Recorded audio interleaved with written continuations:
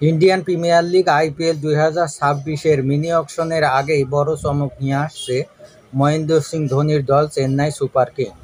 কোটি টাকার অফারে রাজস্থান রয়্যাল থেকে উইকেটকিপার ব্যাটসম্যান সঞ্জু স্যামসনকে দলে ভেড়ানোর পরিকল্পনা করছে সিএসকে। তবে শুধুমাত্র নগদ টাকায় সঞ্জু স্যামসনকে ছাড়তে রাজি হয়নি রাজস্থান।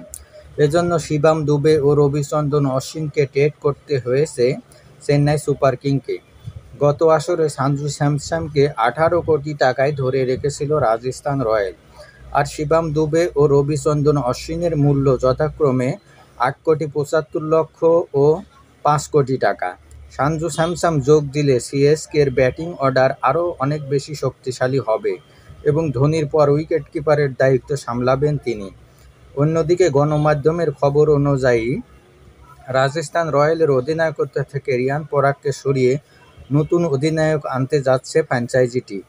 কোচ রাহুল দ্রাবিড়ের সিদ্ধান্ত অনুযায়ী রাজস্থানের নতুন অধিনায়ক হচ্ছেন তরুণ বামহাতি ওপেনার যশস্বী জয়সওয়াল, যিনি ইতিমধ্যেই ইন্ডিয়ান প্রিমিয়ার লিগ আইপিএলে 2টি সেঞ্চুরি ও 15টি হাফ সেঞ্চুরি করে ফেলেছেন।